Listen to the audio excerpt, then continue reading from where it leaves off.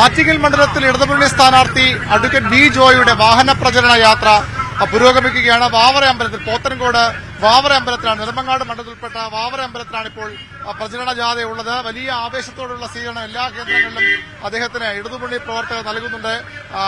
അദ്ദേഹത്തിന്റെ പ്രതികരണത്തിലേക്ക് പോകാം. എങ്ങനെയുണ്ട്? ഇനി ആഴ്ചകൾ മാത്രമേ ഉള്ളൂ തെരഞ്ഞെടുപ്പിന്.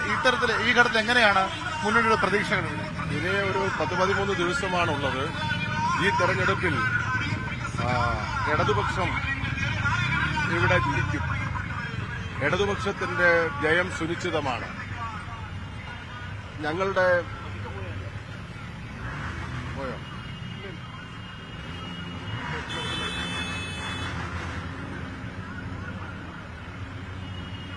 ഇനി 23-ാം തീയതി വരെ ഈ തുറന്ന വാഹനത്തിലെ പ്രചരണ പരിപാടികൾ ഉണ്ട്.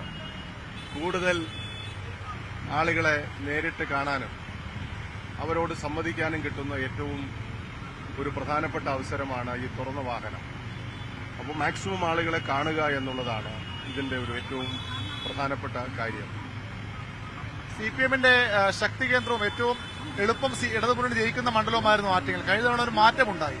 എങ്ങനെയാണ് ആ വോട്ടുകൾ തിരിച്ചുപിടിക്കാൻ എന്തൊക്കെയാണ് ചെയ്തിട്ടുള്ളത്? അല്ല, കഴിഞ്ഞ തവണ വന്ന ചില പ്രത്യേക സാഹചര്യങ്ങളാണ്. ആ സാഹചര്യം ഇന്നില്ല. ഇന്ന് കൃത്യമായി ആളുകൾക്ക് ആ കാര്യങ്ങളെ സംബന്ധിച്ചിടത്തോളം അറിയാം. രാജ്യം ഭരിക്കുന്ന ഭരണാധികാരികൾ ചെയ്യുന്ന ചെയ്തികളും കോൺഗ്രസ് എടുക്കുന്ന അവസരവാദപരമായ സമീപനവും ജനങ്ങൾ കൃത്യമായിട്ട് വിലയിരുത്തുന്നുണ്ട്. അതുകൊണ്ട് തന്നെ ഈ തെരഞ്ഞെടുപ്പിൽ നല്ല ഭൂരിപക്ഷത്തിൽ ഞങ്ങൾക്ക് ജയിക്കാൻ കഴിയുമെന്നാണ് ഞങ്ങൾ പ്രതീക്ഷിക്കുന്നത്. ഒരാൾ സിറ്റിംഗ് എംപിയാണ്, മറ്റേയാള് കേന്ദ്ര സഹമന്ത്രിയാണ്, ബിജെപിയുടെ പ്രധാന നേതാവാണ്. ഇവിടെ ആര് തമ്മിലാണ് നേരിട്ടുള്ള ഫൈറ്റ് നടക്കുന്നത്? ഇവിടെ ഇപ്പോഴത്തെ സാഹചര്യത്തിൽ LDFും UDFും തമ്മിലാണ് പ്രധാനപ്പെട്ട മത്സരം നടക്കുന്നത്.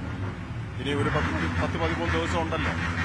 ഇപ്പോഴത്തെ നിലയിൽ അത് തന്നെയാണ് പ്രധാനപ്പെട്ട മത്സരം നടക്കുന്നത്. കഴിഞ്ഞ ദിവസം ഞങ്ങൾ UDF സ്ഥാനാർത്ഥിയായി ഇതുപോലെ സംസാരിച്ചിരുന്നു അദ്ദേഹം യാത്രക്കിടയിൽ. അദ്ദേഹം പറഞ്ഞത് ഇവിടെ BJPയും CPMുമായിട്ട് ഒരു അന്തർധാരയുണ്ട്, അങ്ങനെയാണ് മത്സരിക്കുന്നത് എന്നൊരു ആരോപണം അദ്ദേഹം ഉന്നയിക്കുന്നുണ്ട്. എന്താണ് അതിനുള്ള മറുപടി? കഴിഞ്ഞ തവണ അടൂർ പ്രകാശ് എങ്ങനെയാണ് ജയിച്ചതെന്ന് ഇടയ്ക്കൊരു ചാനല് ഒരു ശബ്ദലേഖനം പുറത്തുവിട്ടിരുന്നു. അത് തന്നെയാണ് ആ അന്തർധാര എന്ന് പറയുന്നത്. അല്ലാതെ CPM ഏതെങ്കിലും ഒരു രാഷ്ട്രീയ പാർട്ടിയോട് ചേർന്ന് നിന്ന് ഒരു തെരഞ്ഞെടുപ്പിലും മത്സരിക്കാറില്ല. അങ്ങനെ ഒരു അന്തർധാരയില്ല. അന്തർധാര ഉണ്ടാക്കിയിരിക്കുന്നത് UDFന്റെ സ്ഥാനാർത്ഥിയാണ്. അതിൽ സംശയമില്ല. ഇപ്രാവശ്യവും ചില നീക്കുപോക്കുകൾ അവർ നടത്തിക്കൊണ്ടിരിക്കുന്നതായിട്ടാണ് മനസ്സിലാക്കുന്നത്. കുറച്ചുകൂടി കഴിയുമ്പോൾ അത് പറയാം. ഇരട്ട വോട്ടുകളടക്കമുള്ള ആരോപണങ്ങൾ കഴിഞ്ഞ തവണ ഉന്നയിച്ചത് ഇത്തവണ അത്ര ആരോപണങ്ങൾ വന്നു. ഇലക്ഷൻ കമ്മീഷൻ പിന്നീട് അത് തിരുത്തുകയൊക്കെ ചെയ്തിട്ടുണ്ട്. എന്താണ് അത്തരമൊരു ആരോപണത്തിലേക്ക് പോകാനുള്ള കാരണം? എന്താണ് അത്? ഒരു അഡ്വാൻസ് ജാമ്യമെടുപ്പാണ്. ഒരു കാരണവശാലും ഇല്ലാത്ത ചില കാര്യങ്ങളെടുത്ത് പ്രൊജക്ട് ചെയ്ത് കൊടുക്കും. അത് വളരെ സസൂക്ഷ്മം. തിരുവനന്തപുരം കളക്ടർ നമ്മുടെ ജില്ലയുടെ തെരഞ്ഞെടുപ്പിന്റെ ചുമതലയുള്ള ഉദ്യോഗസ്ഥൻ എന്ന നിലയിൽ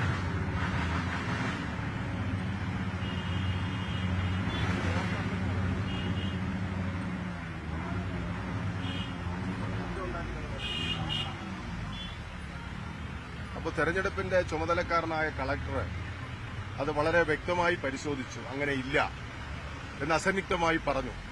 എന്താ ഇയാൾക്ക് കോടതി പോവാത്തത്?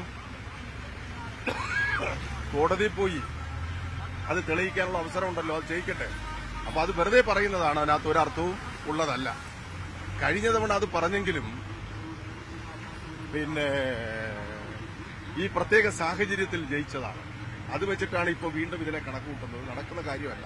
ഏതായാലും അങ്ങനെ ഒരു അന്തധാര ഉണ്ടെങ്കിൽ പോലും അത് മറികടന്ന് UDFും BJPയുടെ അത്ര ഒരു അഡ്ജസ്റ്റ്മെന്റ് ഉണ്ടെങ്കിൽ പോലും മറികടന്ന് വരാനുള്ള ഒരു സംഘടനാ ശക്തിയും ജനപിന്തുണയും ഉണ്ടെന്ന് പ്രതീക്ഷിക്കുന്നുണ്ടല്ലേ?